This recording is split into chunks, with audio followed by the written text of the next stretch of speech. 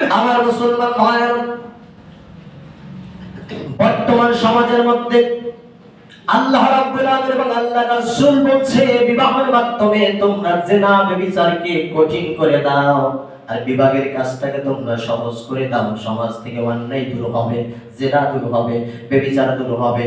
কিন্তু আমরা উল্টাটা করে ফেললাম, আর এই উল্টা করার কারণে দেশের মানুষগুলো নিরাপদ থাকে না। যে দেশের জন্য, যে দেশটা স্বাধীনতা, সেই দেশের আনার জন্য 30 লক্ষ মানুষ জীবন দিয়েছে, যেই দেশটাকে হানাদার বাহিনী থেকে রক্ষা করার জন্য, জিনাকারদের থেকে রক্ষা করার জন্য, ওই যে ধর্ষকদের থেকে রক্ষা করার জন্য, যেই দেশটা শহীদ, যে দেশের স্বাধীনতা আনার জন্য 30 লক্ষ মানুষ জীবন দিয়েছে, 30 লক্ষ মানুষের জীবনের বিনিময়ে সেই দেশের পর থেকে এখনো পর্যন্ত জিনা ব্যভিচার দূর হয় নাই, এখনো পর্যন্ত ধর্ষণ দূর হয় নাই।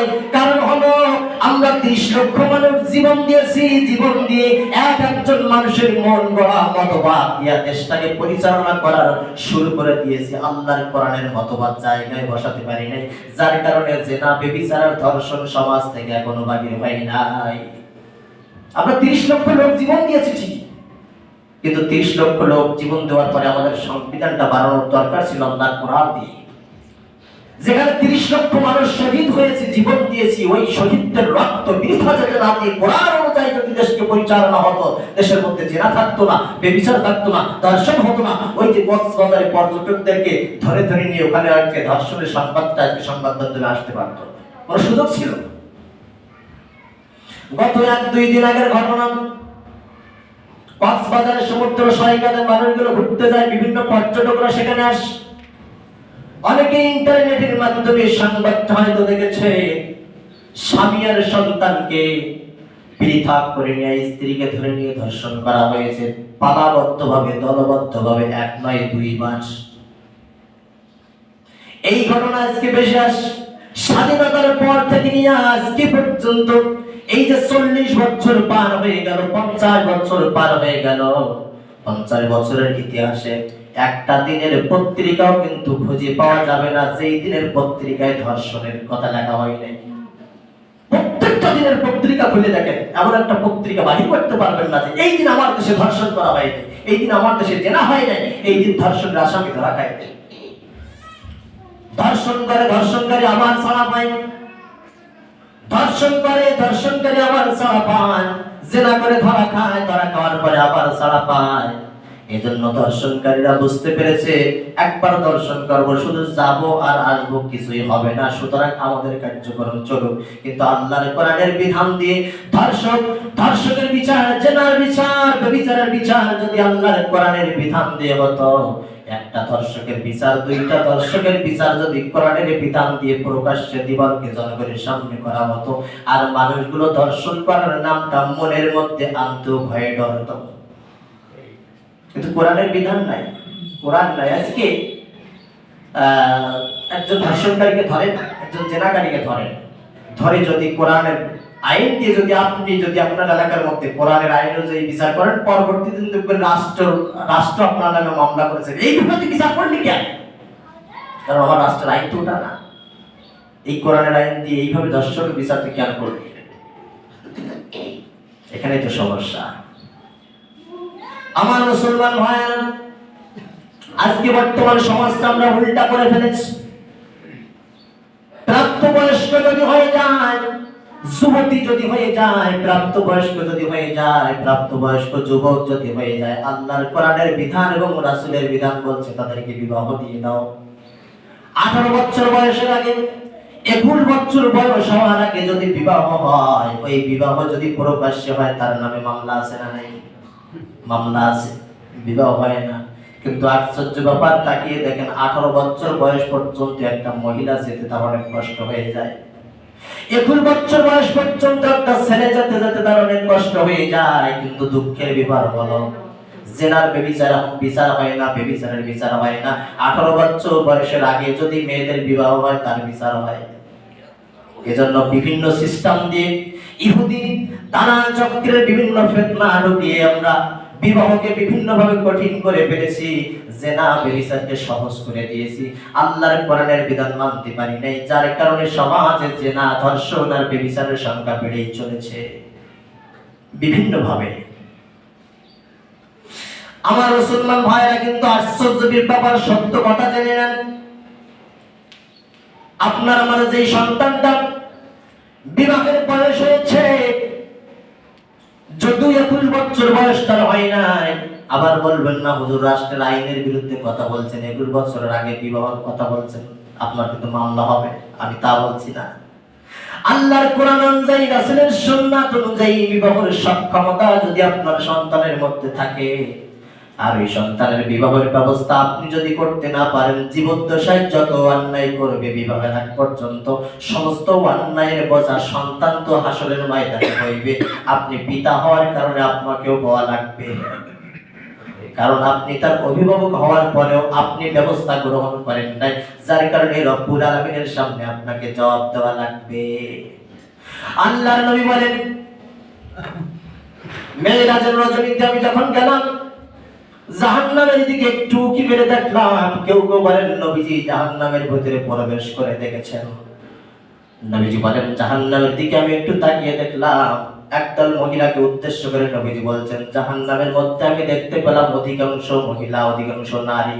নাউজুবিল্লাহ বলেন। আবার আল্লাহর নবী বলছেন, একজন মহিলা যদি জাহান্নামে যায়, একজন মহিলা জাহান্নামে যাওয়ার কারণে ওই মহিলা আরো 4 জন পুরুষকে টেনে টেনে জাহান্নামের মধ্যে নিয়ে যাবে। আরো 4 জন পুরুষকে একজন মহিলা টানবে, একজন মহিলা যাবে, ও তো একজন গেল, আরো 4 জনকে নিয়ে দলে করবে কয়জন? মোট 5 জন। ভাই বোন, আমার স্ত্রী জাহান্নামে যাবে, আমার তাতে কি? আমার মেয়েটা জাহান্নামে যাবে, আমার তাতে কি হবে? এই স্ত্রী জাহান্নামে যাবে, মেয়ে জাহান্নামে যাবে, এটা আপনি ছাড়া পাবেন না। বাবা হওয়ার কারণে আপনাকেও টানবে, স্বামী হওয়ার কারণে আপনাকেও টানবে, আরো 2 জন ব্যক্তিকে টানবে। আল্লাহর নবী বলেন, একজন মহিলা যখন জাহান্নামে যাবে, জাহান্নামের দরজা পর্যন্ত যেই মাত্র থেকে লাথি মেরে জাহান্নামের দিকে ছেড়ে দেওয়া হবে, ওই মহিলা বলবে, আল্লাহ আজকে জাহান্নামের মধ্যে আমি একা যাব না, যারা আমার অভিভাবক ছিল তারা যদি অন্যায় কাজগুলো করতে আমাকে বাধা দিত, তাহলে আজকে জাহান্নামে আমাকে আসা লাগতো না। সুতরাং আমার অভিভাবক যে 4 জন ছিল, ওই 4 জনকে আমার সঙ্গে দাও। জোরে বলেন নাউজুবিল্লাহ। 1 নম্বরে মেয়েটা বাবাকে ধরবে, আল্লাহকে বলবে, আল্লাহ আমার বাবা ছোট্টবেলা থেকে আমাকে মানুষ করেছে, আমি ছোট্টবেলা যখন বিউটি পার্লারে যাইতাম, ছোট্টবেলা যখন মাদ্রাসায় না দিয়ে আমাকে কলেজে ভর্তি করিয়েছে, ছোট্টবেলায় আমার দেখাশোনা করি নাই, তত্ত্বাবধান করি নাই, বিভিন্ন ভাবে আমাকে সুযোগ দিয়ে দিয়ে আমি অন্যায় করেছি, অপরাধ করেছি, জেনা করেছি, ব্যভিচার করেছি। আল্লাহ আজকে আমাকে জাহান্নামে দিবা, আমাকে জাহান্নামে দেওয়ার সঙ্গে সঙ্গে আমার যেই পিতা আমাকে বাধা দেয় নাই, আমি যদি জাহান্নামে যাই, আমার পিতার সম্মান রাখার আমার দরকার নাই, আমার পিতাকেও আমার সঙ্গে জাহান্নামের মধ্যে দিয়ে দাও। জোরে বলেন নাউজুবিল্লাহ। আমার পিতা যদি আমাকে বাধা দিত, তাহলে আমার আজকে জাহান্নামে আসা লাগতো না। আজকে আল্লাহ আমার পিতাকে আমার সঙ্গে জাহান্নামে দিয়ে দাও। এজন্য ভাই বোনেরা, মেয়ে জাহান্নামে যাবে, আমার তাতে কি হবে? মেয়ে যদি জাহান্নামে যায়, আল্লাহ রাসূল বলছে সর্বপ্রথম তার পিতাকে টানবে। মেয়েকে ভালো করার পিছনে পিতার যদি ভূমিকা না থাকে, আল্লাহর নবী বলেন, আল্লাহ রাব্বুল আলামিন মেয়ের অনুরোধের কারণে ওই দিন বিচার ফয়সালা করে পিতাকেও বলবে মেয়ের সাথে জাহান্নামে চলে যাও। তোমার মেয়ে জাহান্নামে যাবে, মেয়ে বলছে তুমি তাকে দেখাশোনা করো নাই, তুমি জাহান্নামে যাও। হ্যাঁ, দেখাশোনা করার পরে আপনার শত চেষ্টা থাকার পরেও আপনি ফিরাতে পারলেন না, সেক্ষেত্রে বিচারটা ভিন্ন হবে। একজন মেয়ে যখন জাহান্নামে যাবে, 2 নম্বরে তার বড় ভাইকে ধরবে। বড় ভাইকে বলবে, আমি যখন জাহান্নামের পথে হাঁটতাম, আমার বড় ভাইটা যদি বাধা দিত, আমার বড় ভাইটা যদি বাধা দিত, জাহান্নামের রাস্তায় যদি আমাকে যাইতে না দিত, কখনো জাহান্নামের পথে যাইতে পারতাম না। কারণ আমার ভাইয়ের হাতে অনেক পাওয়ার ছিল, ভাইয়ের কথাগুলো আমি মানতাম, ভাইয়ের কথাগুলো আমি শুনতাম। আজকে আমার ভাই তো আমাকে বাধা দেয়নি, যার কারণে আমি আজকে জাহান্নামী। আল্লাহ তুমি আমার ভাইকে ধরো, ভাইকে ধরে আমার সঙ্গে জাহান্নামে দাও। কারণ ভাই আমাকে বাধা দেওয়া তো দূরের কথা, ভাইয়ের বন্ধুরা যখন বাসাতে এসেছে, আল্লাহ আমার ভাই আমাকে বলেছিল বন্ধুদের একটু পানি দিয়ে আসো, বন্ধুদের একটু খেদমত করো, একটু খাদ্য খাবার দিয়ে আসো। এইভাবে আস্তে আস্তে করে আমি অন্যায়ের দিকে ধাবিত হয়েছি। আল্লাহ আজকে জাহান্নামের মধ্যে আমি একা যাব না, আমার ভাইটাকেও আমার সাথে দিয়ে দাও। জোরে বলেন নাউজুবিল্লাহ। এজন্য বোন যাদের আছে, ভাই যারা হয়েছে তারাও সাবধান, সন্তান যাদের হয়েছে বাবারা সাবধান। আল্লাহ রাসূল সাল্লাল্লাহু আলাইহি ওয়াসাল্লাম বলছেন, একজন কন্যা সন্তান যখন ঘরে জন্ম নিল, ওই ঘরটা বরকতি ঘর হয়ে গেল। সুবহানাল্লাহ বলেন। ওই কন্যা সন্তানকে লালন পালন করে যে সব পত্রের কাছে তুলে দিতে পারলো, ওই বান্দা আল্লাহর জান্নাতে একটা জায়গা তৈরি করে দিল। আবার যদি এই কন্যা সন্তানটা বিপথগামী হয়ে যায়, তাহলে পিতাকে কিন্তু টানতে টানতে আবার জাহান্নামের দিকে নিয়ে যাবে। আমার মুসলমান ভাইরা, একজন মহিলাকে জাহান্নামের দরজায় যখন নিয়ে যাওয়া হবে, আর একজন ব্যক্তিকে টানবে, সেই ব্যক্তি হলো স্বামী। বিবাহের পরে যদি অন্যায় করে তাকে, স্বামীকে অবশ্য টেনে টেনে জাহান্নামে নিয়ে যাবে। কারণ বলবে, আমার স্বামী যদি আমাকে বাধা দিত, আমি বিপদগামী হইতে পারতাম না, যার কারণে আমি একা জাহান্নামে যাব না, আমার স্বামীকে আমার সাথে দেওয়া হোক। এমনি ভাবে চারজন মানুষকে একজন মহিলা টানতে টানতে জাহান্নামের মধ্যে নিয়ে যাবে। আর একজনের কথা আসছে হাদিসের মধ্যে তিনজন হলো। আর একজনের কথা আসছে বড় ছেলে। সন্তান যখন সাবালক হয়ে যায়, সন্তান যখন ভালো মন্দ পৃথক করতে পারে, মা যদি অন্যায় কাজের মধ্যে জড়িয়ে পড়ে, অন্যায় থেকে ফেরানোর জন্য সন্তানের যদি কোনো ভূমিকা না থাকে, ওই মা সেই দিন থেকে বলবে, আমার বড় ছেলেও যদি আমাকে ওই দিন বাধা দিত, আল্লাহ আমি অন্যায় কাজের মধ্যে যাইতে পারতাম না, সুতরাং আমার বড় ছেলেকেও আমার সাথে দেওয়া হোক। সুতরাং টানতে টানতে দেখবে যে পুষ্টি সুদ্ধা সব জাহান্নামে নিয়ে যাবে। এজন্য ছেলে মেয়ে যাদেরকে আল্লাহ পাক দিয়েছেন, আলহামদুলিল্লাহ, এদেরকে ভালো পথে রাখতে হবে। অন্যায় পথে যদি আপনার জীবন দশা, আপনি পিছে থাকতে আপনার আমার মেয়েটা যদি বিউটি পার্লারে চলে যায়, রাতের অন্ধকারে অন্য জায়গায় চলে যায়, বয়ফ্রেন্ডের সাথে নিয়ে রাস্তায় চিনিমিনি করে, মানুষগুলো দেখে আর হাই হাই করে যে কি অবস্থা, আজকের সমাজের কি অবস্থা। আপনার আমার যদি এর পিছনে বাধা দেওয়ার পিছনে কোনো ভূমিকা না থাকে, অবশ্যই আল্লাহ রাসূলের হাদিস অনুযায়ী আপনাকে জাহান্নামে যাওয়া লাগবে। বড় ভাই হিসেবে আমাকে জাহান্নামে যাওয়া লাগবে, বড় ছেলে হিসেবে আমাকে জাহান্নামে যাওয়া লাগবে, স্বামী হিসেবে আমাকে জাহান্নামে যাওয়া লাগবে। আচ্ছা বলেন তো, একজন করে রাসূল জাহান্নামের কথা বলছেন যে অধিকাংশ মানুষ, অধিকাংশ মহিলারা জাহান্নামী। এই অধিকাংশ মহিলারা তো জাহান্নামী, একা তো সংখ্যায় বেশি জাহান্নামী, তারপরে যদি এক একজনে আরো চারজন করে টেনে নিয়ে যায়, তাহলে কি আর মানুষ বেশি থাকবে এদিকে? সমান ভাজে। এজন্য বুঝতে হবে, আপনার একটা মেয়ে সন্তান আল্লাহ দিয়েছে, মেয়েটা কথা বলার আগে আপনি নিয়ত করে ফেলেছেন, আমার মেয়েটাকে কলেজে পড়াবো, ডাক্তার বানাবো, ইঞ্জিনিয়ার বানাবো, বিশাল বড় বিজনেসম্যান বানাবো। ডাক্তার বানাবেন সেটা ঠিক আছে, সমাজের মহিলা ডাক্তারের দরকার আছে না নাই? মহিলা ডাক্তারের কিন্তু দরকার আছে। এজন্য আপনার সিদ্ধান্ত ভুল হয় নাই। সিদ্ধান্ত আপনি কখন ভুল করেছেন? যখন মেয়েটাকে কলেজে দিয়েছেন কিন্তু পিছনে কোনো তদন্ত করেন নাই। মেয়েটা কোথায় যায়, কলেজে যায় নাকি অন্য কোথায় যায়? মেয়েটা যখন 8 ক্লাসে উঠতে পারে নাই, আবদার করেছে, বাবা আমাকে 10 ইঞ্চি 20 ইঞ্চি ওজনের লম্বা একটা 2 কেজি ওজনের মোবাইল লাগবে। আপনি কোনো বিবেচনা করেন নাই, মেয়ের হাতে ফোন দিয়ে দিয়েছেন। অন্য ছেলেরা দূর থেকে গভীর রাত্রে আপনার মেয়ের নাম্বারে রিং করেছে, বলে কে? বলে আমি টুনটুনি। তুমি কি? আমি টুনটুন। এই টুনটুনি আর টুনটুন মেরে যে এই টুনটুন বাজাবে, এই টুনটুনানির খেলায় আপনার সামনে জাহান্নাম ছাড়া আর কিছুই থাকবে না। টুনটুন আর টুনটুনানি মিলে যে টুনটুনি বাজাবে, এই টুনটুনিতে ধরে নিবেন যে আপনাকে জাহান্নামে যাওয়া লাগবে। আপনার 12 বছর বয়স হওয়ার আগে ছেলেটার হাতে মোবাইল তুলে দিয়েছেন। এই মোবাইল আধুনিক যুগের মানুষ ছাড়া যাদের বয়স 45-50 হয়ে গেছে, মোবাইল যে কত খারাপ জিনিস এটা আপনারা বুঝবেন না, কিন্তু বর্তমান জামানার পোলাপান বোঝে। মোবাইল একদিকে জান্নাত, তবে জান্নাতের ভাগটা যদি 20% থেকে থাকে, 80% মানুষকে জাহান্নামে নিয়ে যাবে। কারণ মোবাইলের মাধ্যমে এমন কিছু জিনিস আছে, ইন্টারনেটের ডাটা কানেকশন যেই মাত্র অন হয়ে যাবে, আপনার সামনে দুই রকমের জিনিস আসবে।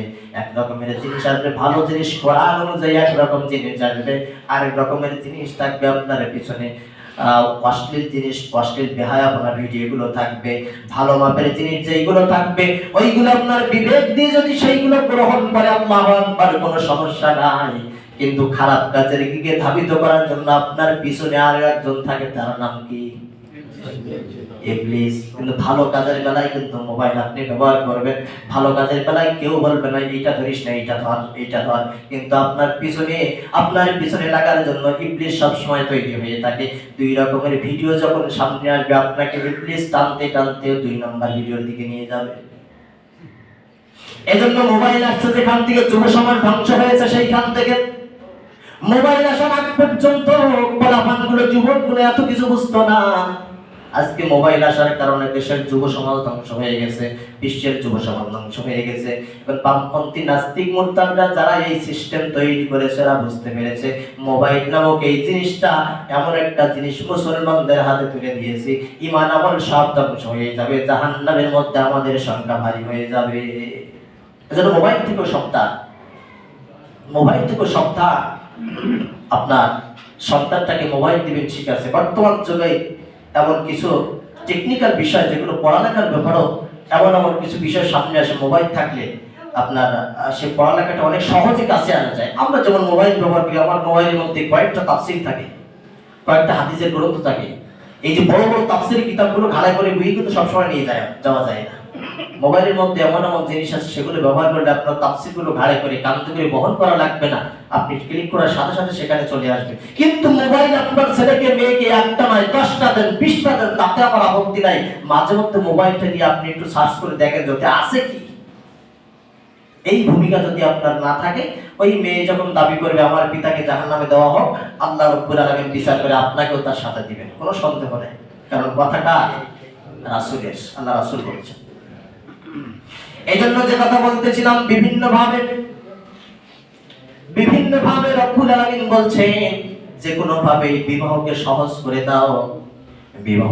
করে দাও, জিনা ব্যভিচারকে কঠিন করে দাও। জিনা ব্যভিচার কঠিন করতে হলে বিবাহের কাজটাকে উন্মুক্ত করতে হবে। বিবাহের বয়স যাদের হয়েছে আল্লাহর কোরআন অনুযায়ী তাদেরকে বিবাহের ব্যবস্থা করে দিতে হবে। আল্লাহ পাক বলছেন রিজিকের চিন্তা করো না, কারণ তুমি যে বিবাহ করে সুখে শান্তিতে আছো, তোমার রিজিকের দায়িত্ব যে আমি আল্লাহ। যেই ব্যক্তি বিবাহ করছে কালকে কি খাবে এমন কিছু তার সামনে নাই, ব্যক্তির খাবারের দায়িত্ব কার? আল্লাহ পাক। আমার মুসলমান ভাইয়েরা, এবার আসুন বিবাহ সহজ করতে হবে, কিন্তু আমরা কঠিন করি কিভাবে? ছেলেতে মেয়েতে উভয় ব্যক্তি সম্পর্ক হয়েছে, ভালো কথা, মেনে নিলাম সম্পর্ক হয়েছে। কারণ এই যে ভালোবাসা রব্বুল আলামিন দান করেছেন, এটা কোনো মানুষের তৈরি করা ভালোবাসা নয়। মানুষের মনের সঙ্গে আরেকজনের মনের টান, এটা স্বয়ং প্রদত্ত, আল্লাহ রব্বুল আলামিন দিয়েছেন। জোরে বলেন সুবহানাল্লাহ। আল্লাহ বলছে স্ত্রীকে ভালোবাসো, স্ত্রীকে মহব্বত করো। কিন্তু আমরা উল্টা করে ফেলেছি, নিজের স্ত্রী বাদ দিয়ে অন্যের স্ত্রীকেও ভালোবেসে ফেলি অনেক সময়। দেশের মধ্যে এই ইতিহাসের অভাব কিন্তু নাই। আজকে অন্যের স্ত্রীকে ভালোবাসতে যে বড় বড় নেতা কর্মী সব আজকে মুঠোর ভিতরে, ময়দানে বুক ফুলে কথা বলে হয় আল্লাহর জান্নাত থেকে পিছনের দরজা দিয়ে এই মাত্র পালিয়ে এসেছে, এর মতো আল্লাহর ওলিয়ান নেই। কেউ বলে প্রতিদিন ছাত্র জীবনে 70 থেকে 80 রাকাত করে নফল নামাজ পড়তাম। কেউ বলে অমুক কাজ করি তমুক কাজ করি। আবার অনেকেই বক্তৃতা দিতে দিতে মুসল্লিদেরকে বসিয়ে রেখে মেম্বারে এসে বসে। অবশেষে যখন কেলেঙ্কারি ফাঁস হয়ে গেল, দেশ থেকে তো চলে গেল, বিদেশ আনারও জায়গা দিয়ে নাই। এরকম নেতা সমাজে আছে না? কিন্তু আফসোস নয় জায়গায় যেই কুলাঙ্গারকে কুলাঙ্গারি করতে করতে দেশ থেকে বিদায় হয়েছে, বিদেশের জমিনে পৌঁছানোর আগে বিদেশের মানুষগুলো জেনে গিয়েছে এই কুলাঙ্গার দেশ থেকে তাড়িয়ে দেওয়া হচ্ছে। একরকম দেশ থেকে তাড়িয়ে দেওয়া না হলো, দেশ থেকে তাড়িয়ে দেওয়ার আগেই দেশ থেকে চলে এসেছে। এই জন্য এই কুলাঙ্গারের জায়গা আমার দেশে হবে না। এই কুলাঙ্গার গুলো বিদেশের মাটিতে জায়গা হয় না, সেই সমস্ত কুলাঙ্গার গুলো নিয়ে আমরা বসবাস করি, যার কারণে সমাজের মধ্যে ফিতনা ফাসাদ দূর হয় না। আহারে কত বাহাদুরি, কত বাটপাড়ি। মনে হয় যেন আমি সবচেয়ে কি বলে, এদের কথাবার্তা দেখলে মনে হয় যে আল্লাহর সবটুকু ক্ষমতা মনে হয় রাতারাতি ওদের হাতে দান করেছে। আল্লাহর কোনো ক্ষমতা নাই। ওই যে তাহির সাহেবের ওই কথা যে কি বলে আল্লাহ তার রাসূলকে দিয়া আল্লাহর কাছে গায়েব হইয়া, এই যে আল্লাহ যেন সবকিছু ওদেরকে দিয়ে দিচ্ছে, তাই যার কারণে এই ক্ষমতা বলে ওরা সবকিছু করে বেড়ায়। মনে আছে আল্লাহর হাতে কিচ্ছু নেই, সবকিছু ওদের দেওয়া হয়েছে। এইরকম নেতার হাতে ক্ষমতা, যার কারণে সঠিক বিচার হয় না। এইরকম নেতার জায়গায়, নেতৃত্বের জায়গায় এই ধরনের মানুষ যখন বসে যায়, আল্লাহর কোরআন সেখানে থাকে না। আল্লাহর কোরআন সেখানে যখন না থাকে, সঠিক বিচারের আশা মানুষ করতে পারে না। সঠিক বিচারের আশা যখন না থাকে, সমাজ থেকে অন্যায় অপকর্ম কখনো দূরে সরে যায় না। আজকে বিদেশিদের কালচার আমাদের ভিতরে ঢুকে পড়েছে। আল্লাহ এবং রাসূল বলছে বিবাহ সহজ করো, কিন্তু আমরা অধিকাংশ মেয়ের বাবারা এখন কি করে বিবাহকে কেমন করে কঠিন করলাম। উভয় পক্ষের সম্মতিতে এসে যখন বিবাহের কাজটা সামনের দিকে দ্রুত গতিতে এগিয়ে যাচ্ছে, ঠিক তখনই একটা বিষয় সামনে আসে, মহারানা। ঠিক কিনা? মহারানা সামনে আসে। মহারানা বান্দাবান্দি করতে যায়, উভয় পক্ষের মধ্যে মারামারি করে বিবাহ ভেঙে গেছে। এমন বিবাহ আছে না? নাই? আছে। এমন বিবাহের কিন্তু অভাব নাই। ছেলের বাবার কাছে সময় যে কত পারবা, কত দিবা, মনে হয় যেন মেয়ে বিক্রি করার জন্য বাজারে উঠেছে। ছেলের কাছে শোনা হয় কত পারবা। ছেলে যদি 10,000 টাকা বলে, 20,000 টাকা বলে, বলে হবে না, মানে আমার মেয়ে বাজারে উঠেছে, সুন্দরী মেয়ে, এরকম দামে বিক্রি হবে না, আরো দাম দেওয়া লাগবে। এই হলো মহারানা। কিন্তু আল্লাহ রাসূলের জামানায় কেমন ছিল, ছেলেতে মেয়েতে রাজি হয়েছে, সামান্য কিছু থাকলেই বিয়ে হয়ে গেছে। সুবহানাল্লাহ বলেন। এজন্য জেনা ছিল না, ব্যভিচার ছিল না, দর্শন ছিল না, শান্তির সমাজ কোরআন দিয়ে আল্লাহর রাসূল প্রতিষ্ঠা করেছে। কিন্তু আজকে কি দেনমোহর কত হবে? 50,99,670 টাকা, নাগপুর বাবদ 360 টাকা, বাকিতে যেগুলো থাকবে ওগুলো যেখানে আছে থাক, আর দরকার নেই। এই মহারানা আদায় না করে তুমি মরো, আর জেনা কারণে এই আযাব নিয়ে, শাস্তি নিয়ে তুমি কিয়ামতের ময়দানে আল্লাহর সামনে উঠে দাঁড়াও। বিবাহ করলাম, মহারানা দেওয়া লাগবে না? এখন আজকে যদি এখানে হাত তুলতে বলা হয়, হয়তো লজ্জায় তুলবে না কেউ, আমি তুলতেও বলছি না। অধিকাংশ মানুষের দেখা যাবে যে বিবাহের এই যে মহারানা, এটা এখনো পরিশোধ করে দেয়। বয়স 50, 60, 70, 80 হয়ে গেছে। অনেক কি করেছি, আমার স্ত্রীর কাছ থেকে তো মাপ চেয়ে নিয়েছি, অসর পাত্রে মাপ করে দিছি আমাকে। আচ্ছা বলেন তো, আমি আমার স্ত্রীর কাছ থেকে, আমি আমাকে দিয়েই বলি, আমার স্ত্রীর কাছ থেকে আমি যেভাবে হোক মাপ চেয়ে নিলাম, স্ত্রী বললো যে হ্যাঁ তোমাকে মাফ করে দিলাম, মহারানা দেওয়া লাগবে না। আল্লাহ না করুক কোনো কারণে আমাকে ছাড়াছাড়ি করা হয়ে গেল, ওই সময় কি আদালত আমাকে মহারানা ধরবে না? ওই মেয়ে কি বলবে যে আমি মাফ করে দিয়েছি, আর দরকার নাই? বলেন তো, যেই মেয়ে বললো আমি মাফ করে দিয়েছি এবং ছাড়াছাড়ি যখন হয়ে গেল, তখন ওই মেয়ে আবার বললো যে আমার মহারানা কই, মহারানা দিতে হবে, তাহলে মাফ হলো? মাফ হলো নাকি ডাকাতি হয়েছে? এইবার ওই মেয়ে যদি বলে যে আমি মাফ করি নাই, আমার মহারানা দিতে হবে, মাঝখান থেকে দেখা গেল যে মেয়ে যখন মাফ করি নাই, এতদিন যা করেছেন স্ত্রীর সাথে সব জেনা করেছে। নাউযুবিল্লাহ। আল্লাহ রাসূল ফাঁকা জায়গায় রেখেছেন, যদি স্ত্রী মাফ করে দেয় এবং মহারানার টাকা পরিশোধ করার পরে স্ত্রী যদি তাকে স্বামীকে আবার দিয়ে দেয় খুশি মনে, তাহলে তোমরা গ্রহণ করো, আপত্তি নাই। কিন্তু খেয়াল রাখতে হবে যে স্ত্রীকে আমাকে মন থেকে মাফ করেছে তো, যদি ছাড়াছাড়ি হয়ে যায় স্ত্রী আবার দাবি করবে না তো, কারণ মাফ করা তিনি যদি আবার দাবি করে তাহলে তো মাফ হয় না। এটা আপনাকে আমাকে খেয়াল রাখতে হবে। আমার মুসলমান ভাইরা, আল্লাহ রাসূল সাল্লাল্লাহু আলাইহি ওয়াসাল্লাম সাহাবীদেরকে বিবাহ করাতেন, কিন্তু বিবাহের মধ্যে মহারানা বাকি রাখতেন না। যতটুকু সম্ভব সামনাসামনি দেওয়া হয়ে যেত। বিবাহ করবো, হুজুর মহারানা দেওয়ার মতো কিচ্ছু নাই, এক মুঠো খাজুর নিয়ে আসছে, ওই খাজুরের বিনিময়ে বিবাহ হয়ে গেছে। সুবহানাল্লাহ। বিবাহ করবো, কিচ্ছু নাই। আল্লাহর নবী বলছে তোমার সূরা মুখস্থ আছে কয়টা? বলে 3টা কি 5টা? তোমার কিচ্ছু নাই, কিচ্ছু দেওয়া লাগবে না, মোহরের পরিবর্তে তোমার স্ত্রীকে ওই 3টা সূরা তুমি মুখস্থ করিয়ে দিবা। সুবহানাল্লাহ। বিবাহ কত সহজ ছিল। আর আজকের সমাজে আমরা কি করি? শুধু বিবাহ নয়, আল্লাহ রাব্বুল আলামিনের হাবিব বলছেন এই যে বিবাহ করবা, বিবাহ করার জন্য স্ত্রীকে তোমরা ভালোভাবে একটু দেখে শুনে নাও। স্ত্রীকে দেখার অধিকার আল্লাহর নবী দিয়েছেন, আল্লাহ পাক রব্বুল আলামিন দিয়েছেন। আল্লাহর নবী বলছেন তুমি যেই মেয়েকে বিবাহ করবা, তুমি যতদূর সম্ভব মেয়েকে দেখে শুনে নাও, পরবর্তীতে যেন ঝামেলা না হয়। কিন্তু আমরা কি করি, ছেলে যাবে বিবাহ করতে, লোক আসবে কতজন, 15 জন 12 জন ছেলের বন্ধু, একজন ছেলের চাচা, 2 জন মামা, আর ছেলে 14-15 জন লোক যাবে ছেলের জন্য বিবাহ হবে। ছেলের বন্ধুরা বেশি এসে সমাজে গল্প করবে যে আজকে এখান থেকে আসছে, এই তো বিবাহ করে ফেলছি আমরা।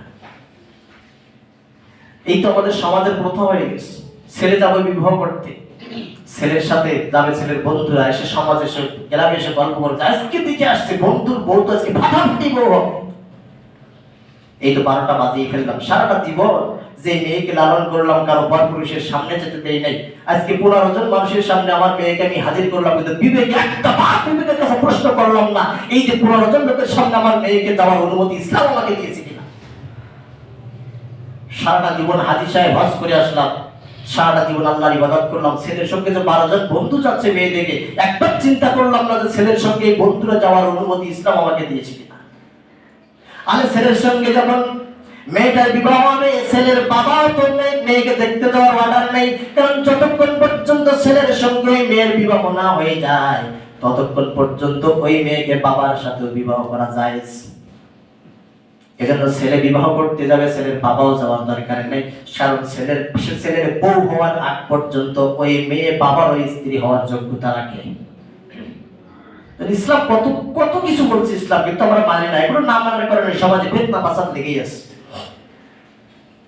আবার কি করা হয়, আল্লাহ রাসূল বলছে যখন তোমরা বিবাহ করতে যাইবা, বিবাহ করতে যেয়ে মেয়ে যখন দেখতে যাবা, মেয়েকে বিভিন্ন দিক দেখবা মেয়ে সুন্দরী আছে কিনা, টাকা পয়সা কেমন আছে, দিনদারি আছে কিনা, এই সমস্ত দিকগুলো তোমরা দেখে নিবা। কিন্তু আল্লাহ রাসূল পরবর্তীতে সব শেষে একটা কাজকে বেশি প্রাধান্য দিয়েছে, সব কাজ বাদ দিয়ে দিনদারি যদি থাকে, দিনদার থেকে মেয়েটাকে বিবাহ করো, সংসারটা শান্তিতে ভরপুর করে দিবেন কে? আল্লাহ। দিনদার থেকে বিবাহ করবা। আজকে আমরা দেখি মেয়ের বাবার টাকা আছে কতটা, টাকা কতটা আছে, বংশমর্যাদা দেখুন, হ্যাঁ বংশমর্যাদা রাসূল দেখতে বলেছেন, সব শেষে বলছেন যে দিনদার দেখো, কিন্তু সব কিছু আমরা দেখি কিন্তু দিনদারের দিকে আমাদের খেয়াল নেই। যেটা রাসূল, হ্যাঁ মডার্ন, যেটা মডার্ন হয় সেটা তো অনেক ভালো, মডার্ন হইলে আর কোনো কথা নাই। আমার মেয়ের বাবা দেখে ছেলের টাকা কত বেশি, ছেলেটা লম্বা না খাটো, পরিষ্কার না কালো, দিনদারের কোনো খবর নাই, যার কারণে মেয়েটার যখন বিবাহ হয়, বিবাহ হওয়ার পরে দেখা যায় এই যে আমার মেয়ের জামাই যে ছেলেটা হয়েছে, এই ছেলেটার বিবাহের আগে আরো কয়েক জায়গায় সম্পর্ক ছিল, মেয়েটা ঘরে আনার কারণে তাদের সাথে এখনো পর্যন্ত কথা হয়, যার কারণে মেয়েটার ঘরে শান্তি নাই। আজকে মেয়ের বাবা হয়ে আগে, বিয়ের আগে যদি এই খবরগুলো নিতাম, ছেলে নামাজ পড়ে কিনা, ছেলে জামাতে যায় কিনা, ছেলে ইসলামী শরিয়াত ইসলামী বিধিবিধান মানে কিনা, এই দিকগুলো দেখার পরে মেয়েটাকে যদি ছেলের হাতে তুলে দিতাম, ধনী হোক গরিব হোক, আল্লাহর রহমতে শান্তিতে ঘরটা ভরপুর হয়ে থাকতো। সে বলেন সুবহানাল্লাহ। কিন্তু একটা মেয়ে বিবাহ দেওয়ার কারণে, মেয়ে বিবাহ দেওয়ার আগে ছেলে দিনদার কিনা, নামাজ পড়ে কিনা, পরহেজগার কিনা, এগুলো কোনো বিষয় আমরা দেখি নাই, শুধু দেখি ছেলের টাকার পরিমাণ কত বেশি। এই টাকার পাহাড় দেখে, সত্য না দেখে, দিনদারি না দেখে মেয়েকে বিবাহ দেওয়ার কারণে সমাজের মধ্যে এমন দেখা যায় একটা মেয়ে 7 বার 8 বার 10 বার বিবাহ দেওয়া লাগে। আবার অনেক বাবা এমন আছে মেয়ে বিবাহ দেওয়ার ব্যবসা খেলাইছে, ব্যবসা। মেয়েকে বিবাহ দেব 3 লক্ষ টাকার নিচে দেনমোহর হবে না, মেয়ে 2 মাসের বেশি টিকবে না, কারণ বাবা জানে আমি যে জাল্লাদ আমার ঘরে তৈরি করেছি, এই জাল্লাদ কোন ঘরে যে 2 মাসের বেশি টিকতে পারবে না। 2 মাস পরে যখন ফিরে আসবে তখন 3 লাখ। আমার মেয়ের চেহারা ভালো, এই চেহারা ছবি সুন্দর, 3 মাস পরে যখন ফিরে আসবে অবশ্যই পরবর্তীতে 2 মাস পরে আবার 2 লাখ টাকা দেনমোহর করে তাকে বিবাহ দিতে পারবো। এরপরে আমি বাবা জানি প্রথম ঘরে যাবে 2 মাস, পরবর্তী ঘরে যে 1 মাসের বেশিও টিকবে না, যেই মাত্র ফিরে আসবে আবার পাবো 2 লাখ। এইভাবে আমার জীবন শেষ। আহা, কিন্তু দিনদার যদি আমরা দেখতাম, শরিয়াত যদি আমরা দেখতাম, ইসলাম যদি আমরা দেখতাম, সমাজ থেকে অন্যায় অবিচার এমনি দূর হয়ে যেত। আরে আল্লাহ রাসূল বলছেন দিনদার দেখো, কালো ধলা কোনো কিছু দেখো না।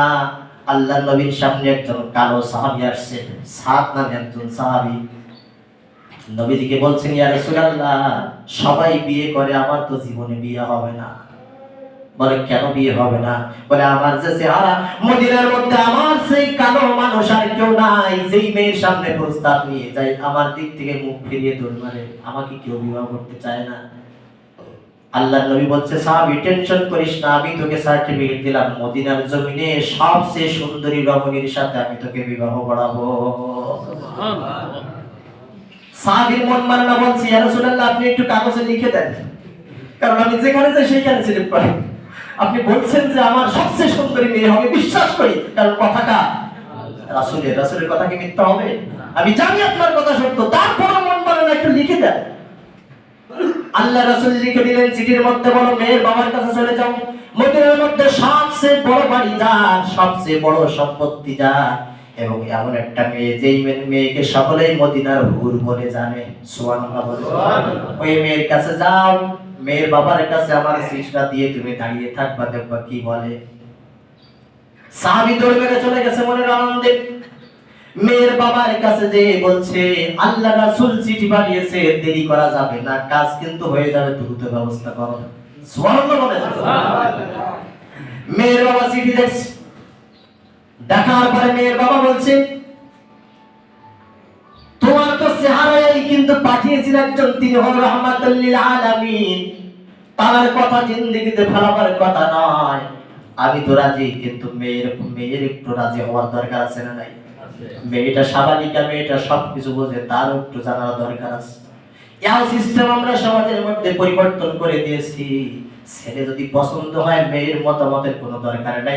সমাজের মধ্যে এমন ঘটনা ঘটে, মেয়েকে পিটাইতে পিটাইতে পিঠের ছাল তোলার পরে তারপর কলেমা পড়ানো হয়। এরকম ইতিহাস আছে। দেখা যায় জোরপূর্বক বিবাহ দেওয়ার কারণে 2 মাস 4 মাস যাওয়ার আগে ফাঁকা। আমার মুসলমান ভাইরা, ছেলে দাঁড়িয়ে আছে, মেয়ের বাবা ঘরের ভিতরে যে দেখে মেয়ে কাঁদতেছে, কারণ দেওয়ালের আড়াল থেকে সবকিছু শুনেছে। মেয়ের বাবা বলছে, মা তোকে বিবাহ দেব না, আর কান্দিস না, আমি ওকে ফিরে যেতে বলি।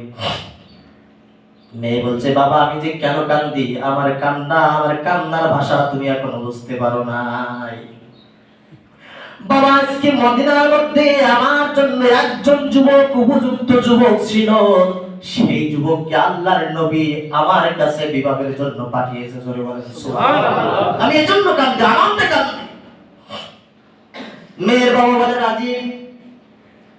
আল্লাহ রাসূলের সাহাবী সাদ রাদিয়াল্লাহু তাআলা আনহুকে বলছে, আমার মেয়েও রাজি, আমিও রাজি। ছেলে বলছে, তাহলে ডাকি কাজী, আর দেরি করার দরকার নাই। রাসূলের দরবারে চলে গেছে, বলে নবীজি বলে, কি খবর, মেয়ের বাবা রাজি হলো নাকি? আল্লাহর নবীর সাহাবী বলে, আপনি লিখে দিয়েছেন, আপনার লেখা বলে কথা, মেয়ের বাবা রাজি, মেয়ে রাজি, মেয়ের 14 গোষ্ঠী বাড়তে রাজি। এখন হুজুর আপনি যদি হয়ে যান কাজী, বিবাহের পথে আর কোনো বাধা থাকবে না। আল্লাহর নবী বলছে, বিবাহ তো করবা, কিন্তু তোমার মোহরানা কি দিবা? বলে হুজুর, মোহরানার দায়িত্ব যদি আমার দেন, তাহলে জিন্দেগিতে বিয়ে হবে না, কারণ মোহরানা দেওয়ার মতো কিচ্ছু আমার নাই। আল্লাহ রাসূল বলছে, তোমার কেউ মেয়ে দিচ্ছিল না, সবচেয়ে সুন্দরী মেয়েটা তোমাকে দিলাম, এরপরে মোহরানা আবার আমার উপর সওয়াবা।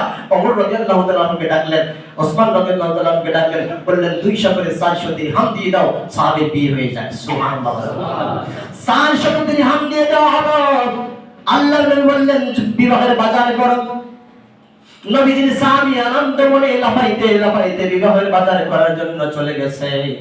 কারণ বিবাহ যখন যুবককে বলা হয় তোমাকে বিবাহ দেব, বিবাহের আনন্দ, বিবাহের মজা কিন্তু একটা আলাদা। যারা করেছেন তারা বুঝবেন, যারা এখনো করেন নাই তারা বুঝবেন না। আল্লাহর নবীর একজন সাহাবী আব্দুর রহমান ইবনে আউফ গায়ের মধ্যে আতর লাগাইয়া সুন্দর জামা পরে পাগড়ি পরে রাসূলের সামনে হাজির। নবীজি বলছে, আব্দুর রহমান ইবনে আউফ, তোমার তো আজকে দেখে একটু ভিন্ন ভিন্ন মনে হয়, আমার মনে হয় তুমি আজকে কি যেন ঘটাইছো। আব্দুর রহমান ইবনে আউফ বলে, হুজুর আমি বিয়ে করেছি। সুবহানাল্লাহ বলে। নবীজি বলছে, তুমি আমাকে একটু দাওয়াত করলে না? বলে, বিবাহের আনন্দের ঠেলায় লাফাইতে লাফাইতে বিবাহ করেছি হুজুর, মনে ছিল না। সম্মানিত হাজির, এজন্য বিবাহ অনেক সহজ ছিল, আমরা কঠিন বানিয়ে ফেলেছি। আল্লাহর নবীর সাহাবী গেছেন বাজার করতে, বিবাহের বাজার করতেছে, আরেকজন সাহাবীর সঙ্গে দেখা অথবা দোকানদারের সঙ্গে দেখা। দোকানদার বলে, ভাই বিবাহের বাজার করতেছো, তুমি কি শোনো নাই আল্লাহর রাসূলকে কাফের বেঈমানেরা আক্রমণ করতে চলেছে? বলে আমি একজন বিভাগের বাজার করব না, বিভাগের বাজার করার আমার দরকার নাই। সমস্ত সম্পদগুলো, সমস্ত টাকাগুলো দিয়ে একটা তরবারি কিনেছে আর একটা ঘোড়া কিনেছে। আল্লাহর নবী যুদ্ধের ময়দানে চলে গেছে, সাহাবীকে ডাকেন নাই, কারণ সাহাবী বিভাগের আনন্দে লাফাইতে লাফাইতে বাজার করতে গেছে। পিছন দিক থেকে আল্লাহর নবীর সাহাবী হাজির হয়ে গেছে। যুদ্ধ করতে করতে কালো সাহাবীটা বিদায় হয়ে গেছে। কালো সাহাবী বিদায় হয়ে যাওয়ার পরে আল্লাহর নবী যখন সব শহীদদের লাশ নিয়ে যখন একত্রিত করলেন, নবী যে সাহাবীর দিকে একবার তাকায়, তাকিয়ে কান্দে, আরেকবার তাকিয়ে হাসে, একবার কান্দে একবার হাসে। অন্য সাহাবীরা বলছে, ইয়া রাসূলুল্লাহ আপনি এমনটা কেন করেন? বলে আমি একবার তাকাই সাহাবীর লাশ দেখি, দেখে আমার মনটা কেঁদে ওঠে, আরেকবার তাকাই দেখি জান্নাতের মধ্যে নিয়ে যাওয়ার জন্য আল্লাহর হুরেরা তাকে টানাটানি করতেছে। এজন্য বিবাহের কাজটা সমাজের মধ্যে সহজ করে দিতে হবে। বিবাহের কাজটা যত সহজ হয়ে যাবে, সমাজ থেকে ফিতনা ফাসাদ সবকিছু দূর হয়ে যাবে। আমার মুসলমান ভাইরা, আলোচনার বিষয়টা টানতে টানতে অনেক সময় কমিয়ে ফেলেছি। তো আমি